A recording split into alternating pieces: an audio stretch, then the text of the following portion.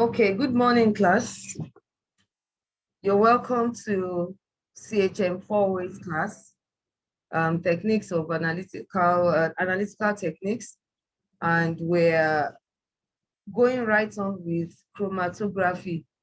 And before we proceed, just a quick reminder of what we're going to be looking at in the course of the lecture. So we'll be going into the theory of chromatographic techniques and what chromatography is all about. Remember, prior to the lockdown, we looked at statistics. So for those of you that have forgotten, we looked at statistics, and it was more of a revision of what you did in CHM 303, which is going to be a substantive part of your question in the exam. So the statistical aspect of, because we can't remove statistics from analytical chemistry. When you do you carry out your analysis and you have data, you have to interpret your data using chemometrics or statistical techniques. And that is why we had to lay the foundation of revising what you did in statistics in year 3. And from there, we proceeded to looking at extraction techniques. We looked at liquid-liquid extraction, how you extract organic analytes from different sample matrices. And we were able to do that fully in the real-time class before the lockdown and the strike. And last week, I sent a lecture notes or slides on general introduction to chromatography. And in that, we were able to look at different terms that we use in chromatography, the mobile phase, the stationary phase, and the likes. So now we want to go further into the theory of chromatographic techniques. And the theory of chromatographic techniques will still be tied to the different types of techniques that we have. Remember in the last class, the video I sent before, he said the analytes can react with the stationary phase in different ways. Sometimes the analytes will react by adsorption, sometimes by partition, and some other times it could be through ion exchange or size exclusion chromatography. So those are the different types of techniques that we have seen in the different ways of interaction with your stationary phase.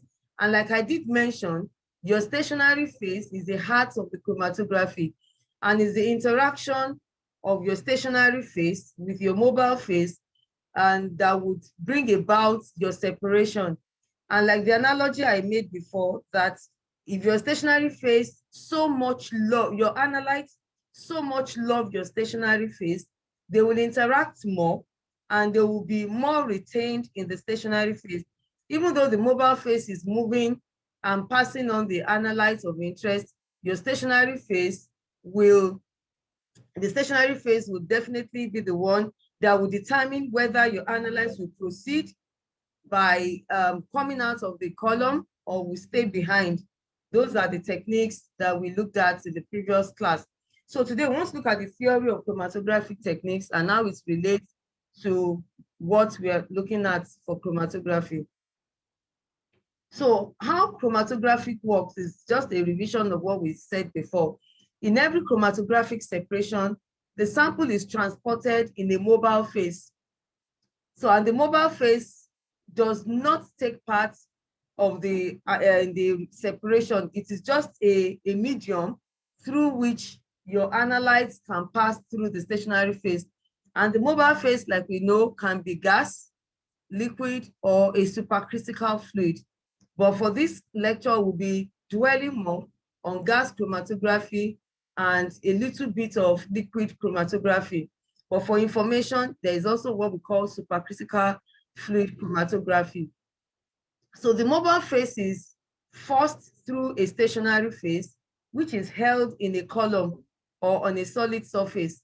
So if it is held in a column, your stationary phase, your mobile phase will pass through the column, just like you have your column chromatography, whereby you have something like a burette that is filled with your analytes, your stationary phase, and you pour in your compound of interest into it.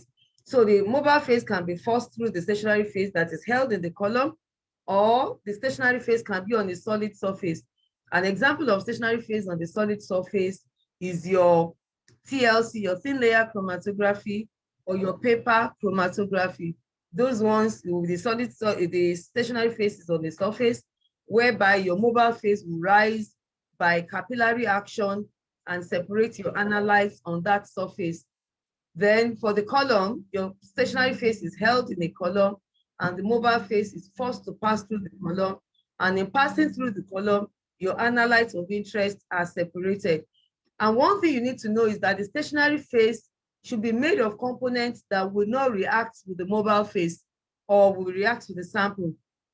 So your stationary phase, even though that is the medium, that is the place of action, that is the hotspot or the epicenter where separation takes place, but it will not take part by reacting with the analytes or changing the composition of your analytes. And also it will not react with the mobile phase. So it's made of inert materials, which we'll see later on. So when sample is being pushed through the column by the stationary phase, by the mobile phase, the sample would now have the opportunity to interact with the stationary phase as it is moving in the stationary phase. And the interaction can be what we said the other time. It could be by adsorption, it could be by partition, ion exchange, or size exclusion chromatography. Those are the different types of interaction. So samples that interact greatly, that have very good interaction, they appear to move more slowly. That means they are enjoying the interaction. You have a friend that you've seen for a long time, and you are catching up with that friend, and you have so much to talk about. I'm sure you will not leave that friend in a hurry. You will talk and talk and talk, and so many things that had happened over the time you saw last. But someone that is just a casual friend that you don't have anything to say, you just say hi, and you walk past each other. So those that you interact greatly with, you spend more time with them. So analytes that interact more with the stationary phase tend to move more slowly, and they spend more time in the stationary phase, and they will be retarded. For samples that have weak interaction, they appear to move very fast, and because they move very fast, they will get out of the column very quickly. So different analytes have different interactions, and because of this difference in their rate of interaction, samples can be separated into their different components. So chromatography is based on the physical equilibrium that results when an analyte is transferred between the mobile and the stationary phase. So there's an equilibrium, just like we did partition equilibrium when we did liquid-liquid extraction. So when there is an interaction between your stationary phase and the mobile phase, that interaction, the physical equilibrium that occurs when a solute passes there, that gives rise to the interaction, the separation that will occur. So separations depend on the extent to which the solute partition between the mobile and the stationary phases. And this interaction, just like we did for liquid-liquid extraction, is defined by what we call partition coefficient, which is okay, is the distribution coefficient or partition ratio, which is the concentration of your solutes in the stationary phase divided by the concentration of your solutes in the mobile phase. So let's say your A, this your circle, your A in blue circle, they are the solids. You can see those are the solutes adsorbed on the stationary phase. This red curve is your stationary phase. Let's assume this is your column where your stationary phase is packed and your mobile phase is flowing. This is like a cross section.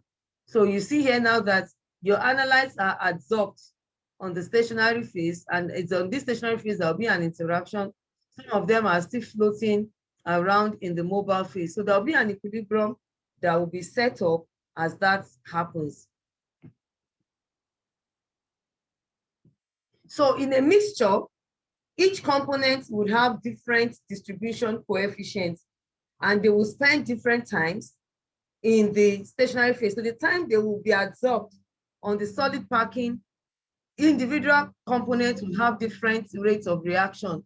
So let's assume this is a mixture of two components, red and blue, entering into the column. As they enter, the mobile phase is flowing.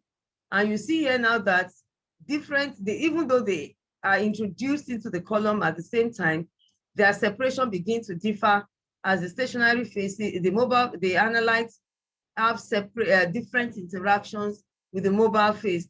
At the end of the day, if the blue one has less interaction, it will flow faster and will be the one that will get to the end before the red one. So you can imagine if you have multiples of components in the mixture, each of them, there will be a band separating them. So the more volatile ones will go quickly through the column, while the less volatile materials will travel slower, and that will result in a separation.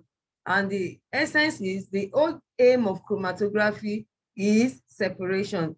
So, and the separation are achieved as a result of different degree of interaction of your solutes with your stationary phase as the mobile phase is flowing through. And when this happens, what is generated is called a chromatogram.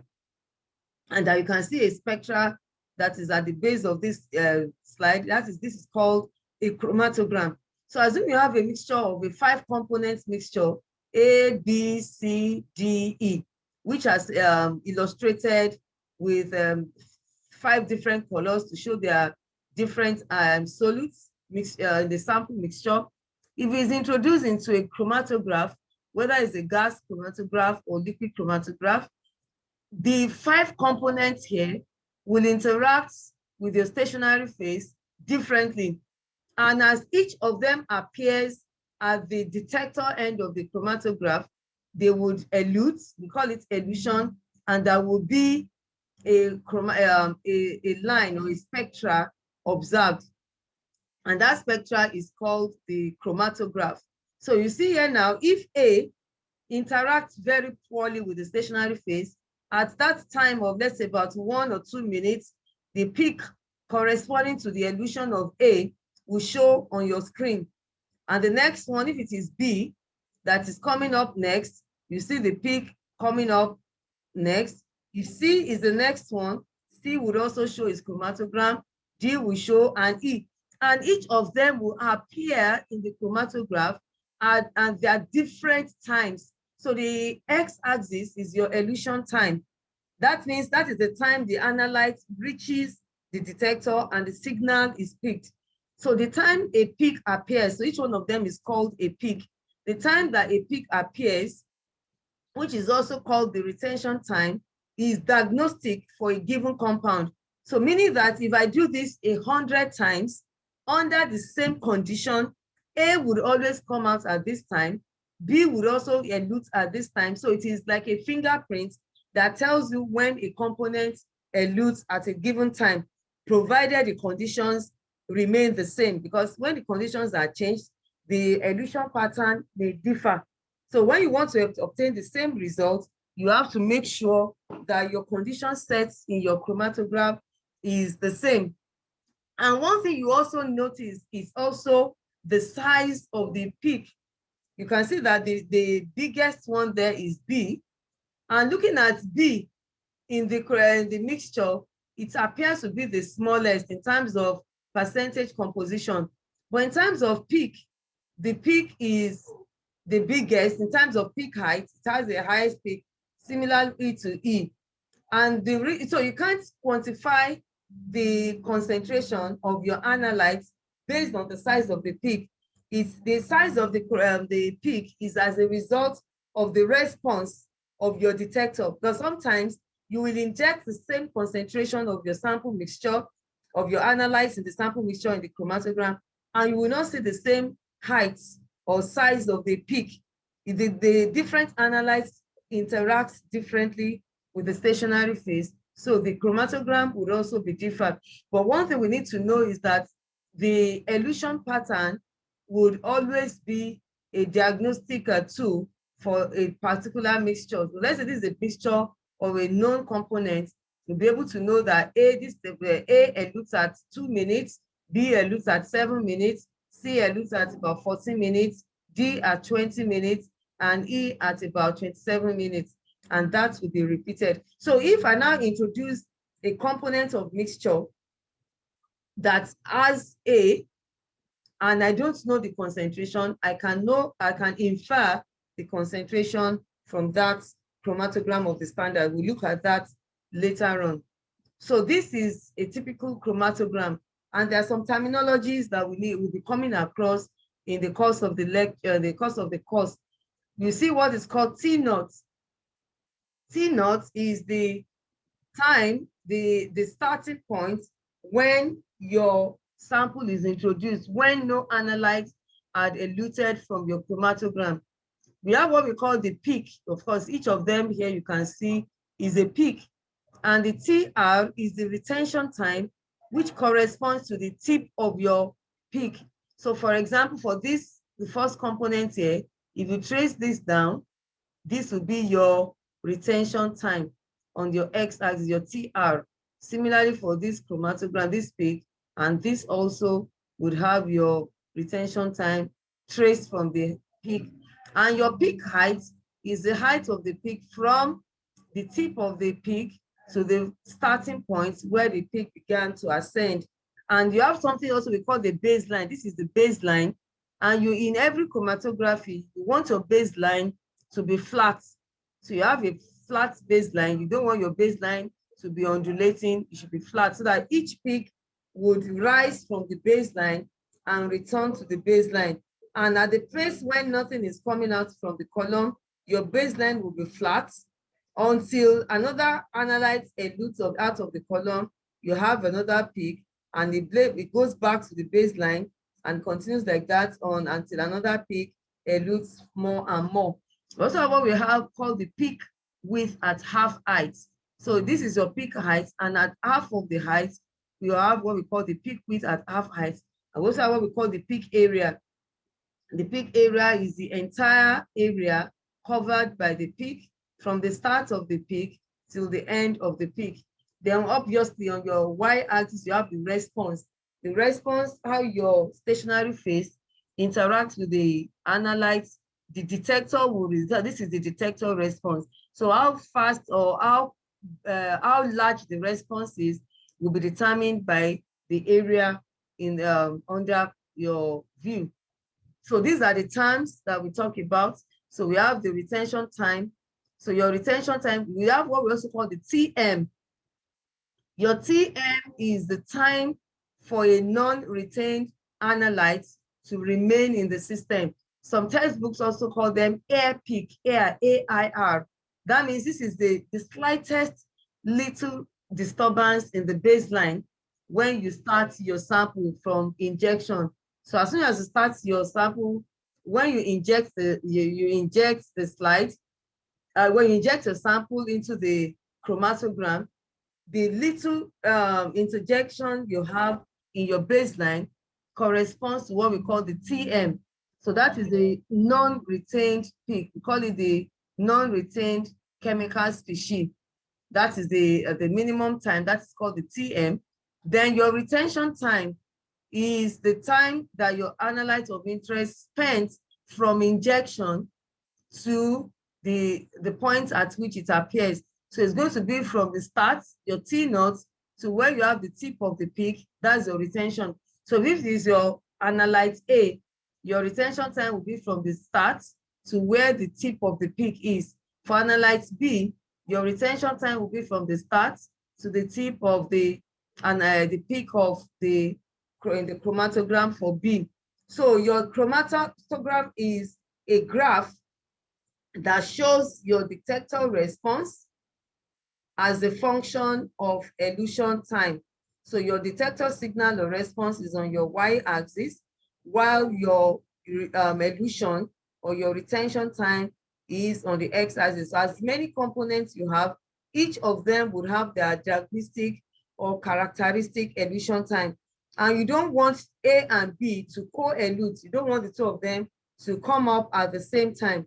You don't want them to have the same peak. You don't want something like this to happen. You don't want them to have, you can see what I'm showing on the screen. So this is a co-elution. So chromatography is such that You don't want a co-elution to take place. What you want is you want your sample to elute at its own different time. You want each of them to have their own different time. The moment you are having a chromatogram whereby here now, instead of this coming down, you now have another one coming this way. You have another one coming this way, something like this. This is a very poor chromatogram. You don't want this to happen. So in that case, you have to make sure your chromatogram takes care, your separation takes care of all this, and you don't want any of your analytes of interest to co-elute. When that happens, we call that co-elution. And co-elution will not give each analyte of interest to have their own separate retention time. So the retention time is the time, by definition, is the time that it takes after injection for each component of the sample mixture to reach the detector. So what's your chromatogram, the stationary phase does the separation, but at the end of the stationary phase, you have the detector, which picks up the signal. Just like when you are running a race, you are running 100-meter race, you have people waiting at the finishing line, and they'll be able to detect, oh, who is the person is Usain Bolt that came first and appeared at maybe 8.7 seconds. The next person came at 8.9 seconds. There may not be anybody staying at the finishing line because, you know, especially at international or the competition, they all breast the tape at fraction of seconds. So sometimes even when you are watching it on the TV, it appears the two of them appear at the same time at the finishing line, but they have sensors that will be able to pick, oh, this person came at 8.7, this next person came at 9.0 seconds, and each person's arrival time will be recorded at by the maybe the computer or whatever is taking the appearance at the end time, at the end point. So the same thing for the chromatogram. There is a detector at the end.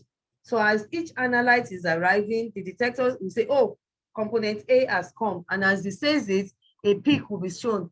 When B also arrives, there'll be a peak. When C, you could have a chromatogram of up to 50 analytes, and each of them would appear at their different time. And that is why you set up your chromatograph parameters such that A and B would not arrive at the same time. So we have what we call some theories that govern this. One of the theories is called the plate theory. The plate theory accounts for the dynamics of the separation. And the plate theory views the column as being divided into a number of imaginary segments called the theoretical plates. So let's say this is your column where your stationary phase is housed. So there are what we call imaginary segments, which are called the theoretical plates. You can see the lines here, and they are each of these imaginary plates is symbolize your equilibration step.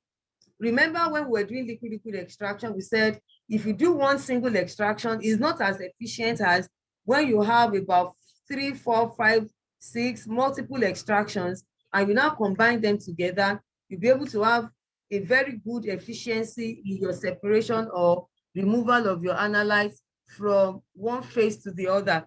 So this is the same thing that is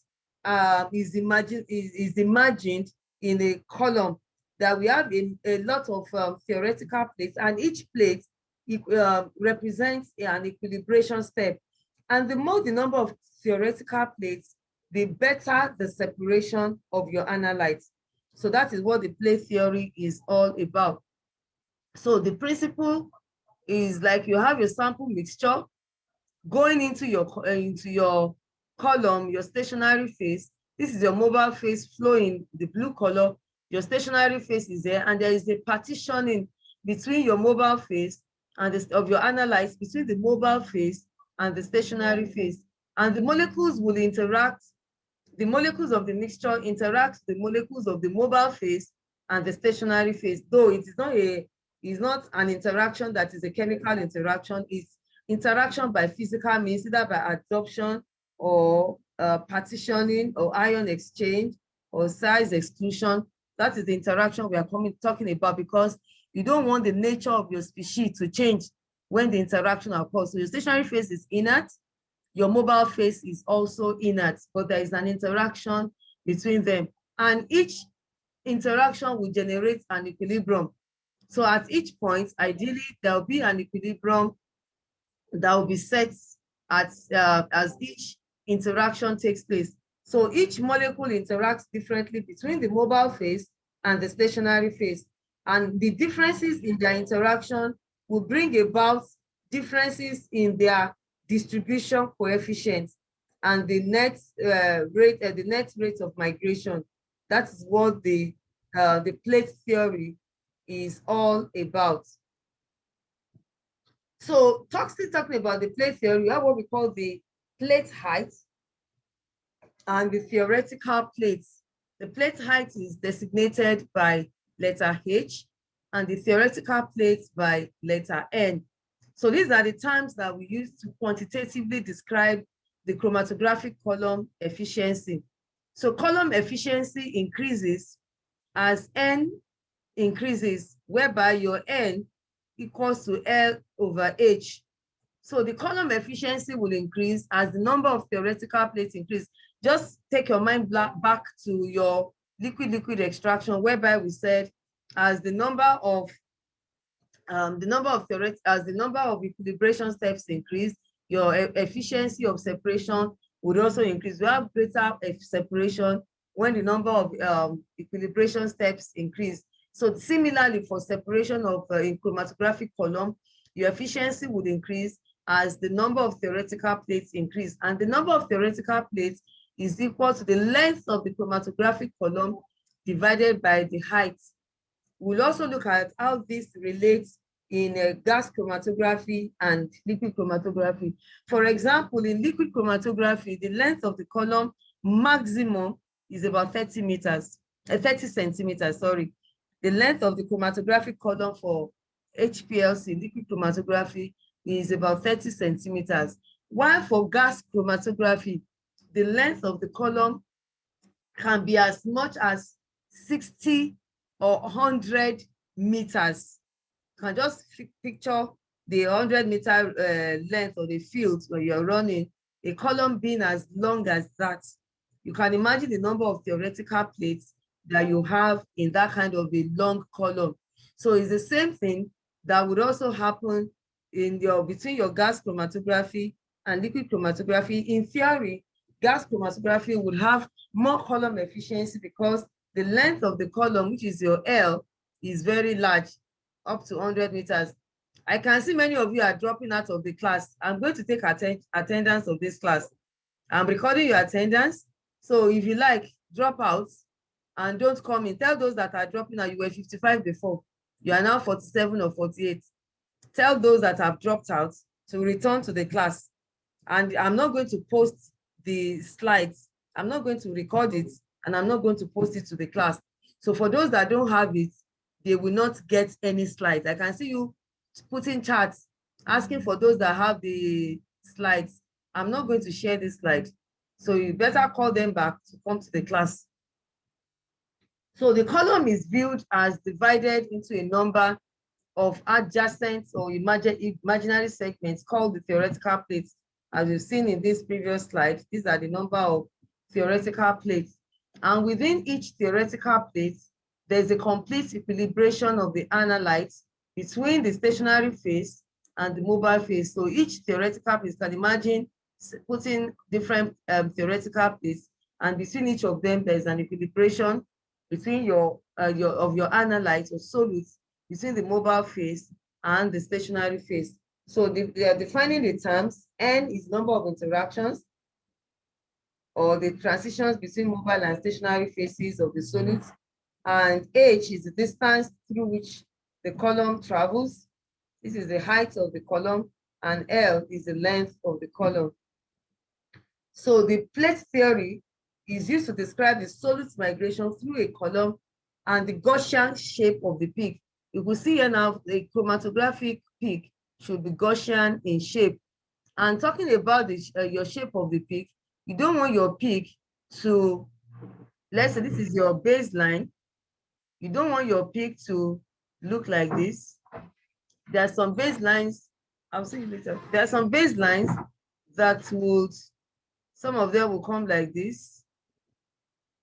This is a shape of a peak whereby you say that this type of peak is fronting, is not Gaussian, because if you divide it into two, there is no equal segments between the left and the right. Unlike if you see here, there's an equal, you have an almost equal separation between the peak. You could also have it, what we call it, it is tailing. Your peak may rise well, and it will now go this way. If you divide this also into two, this peak is tailing. You can see this peak is tailing, and this peak is fronting. What you want to achieve in your chromatographic peak is that you have an asymmetric peak, where a symmetric peak whereby you have the left and the right hand sides of the peaks are identical or equal, not one that is fronting. You say this one is fronting, or this one is, the other one that we have here is tailing. It has a tail, so it is tailing. So you don't want it to front, you don't want it to tail, you want it to be symmetrical.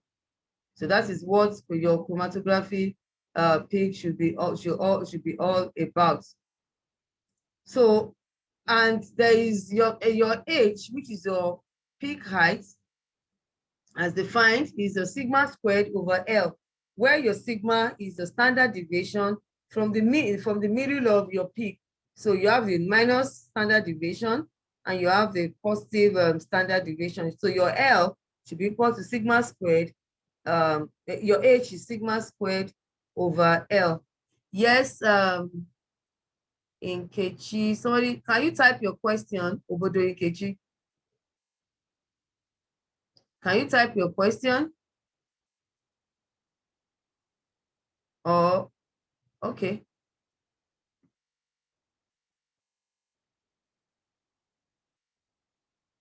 Nkechi, you can ask your question. You are raising your hand.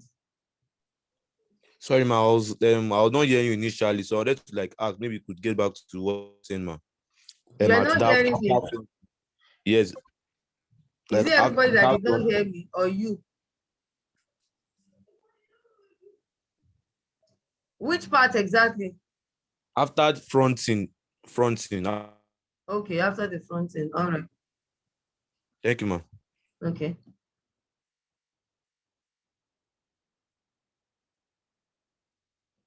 So going back to that, I said for every chromatography, the aim of your chromatography is that as the analyte is eluting out of the column, you have a peak, and the shape of your peak should be Gaussian. I'm sure you've done that in statistics. Gaussian means that you have a median, where you have your positive standard deviation and the negative standard deviation. And if the shape of the chromatographic peak is assumed to be Gaussian, then the plate height, remember that we said our H is the height of the plate. Going back to the previous slide,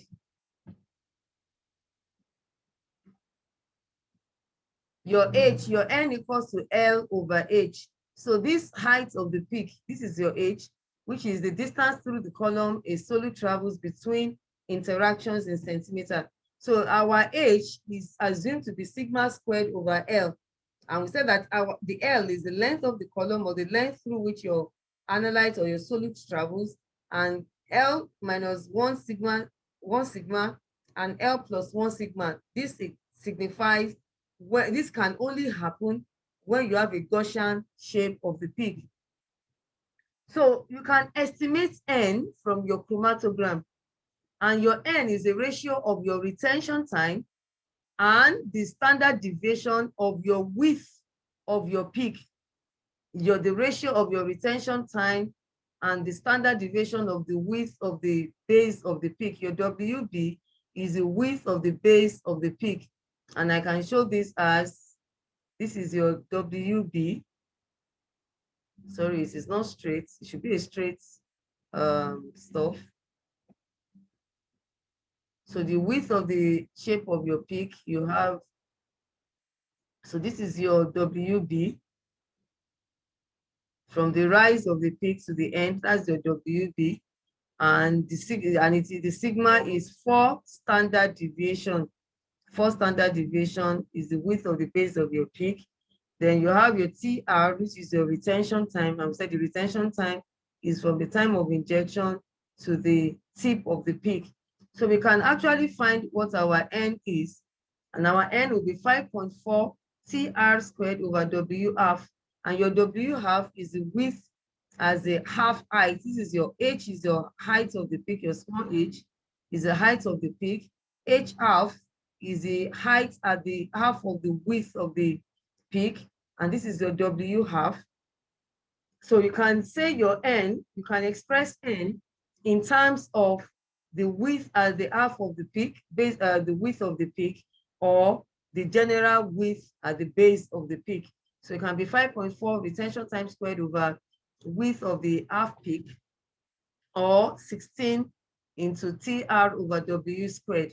So in the exam, you can be asked to calculate the number of theoretical plates given the retention time of the analyte and also the width of the base of the peak. If you are given the width of the base of the peak, you use this formula to calculate your N. If you are given the width of the half of the base, half of the width of the peak, you use the first formula. So TR is the retention time, W half is the width at half height of the peak, and W is the width measured at baseline. So that is how you calculate your peak height. We are going to do an exercise on this after now. So we want to also look now at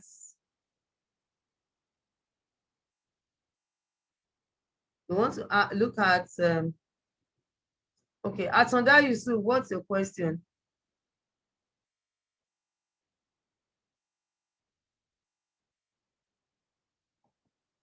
Atonda Yusuf.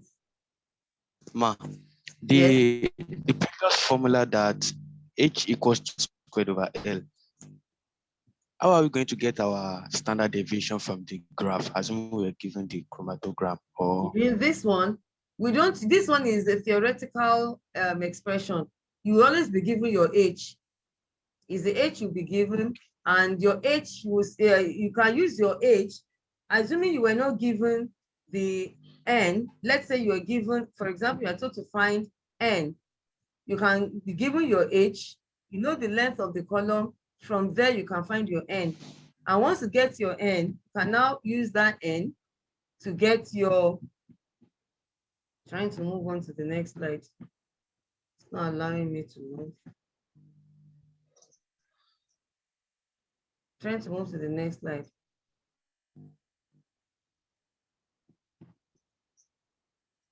This thing is hanging.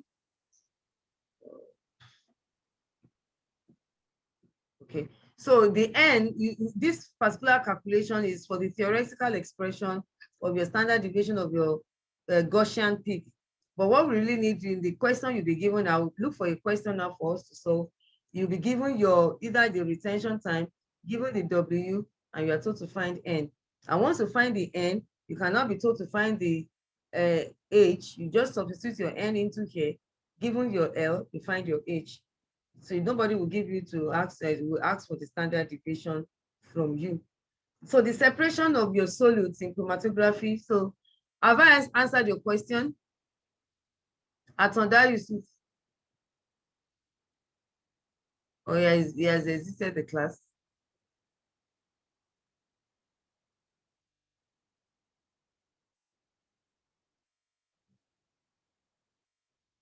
So we have the separation of solutes in chromatography depends on two factors. The difference, the first one is the difference in the retention of solutes. That is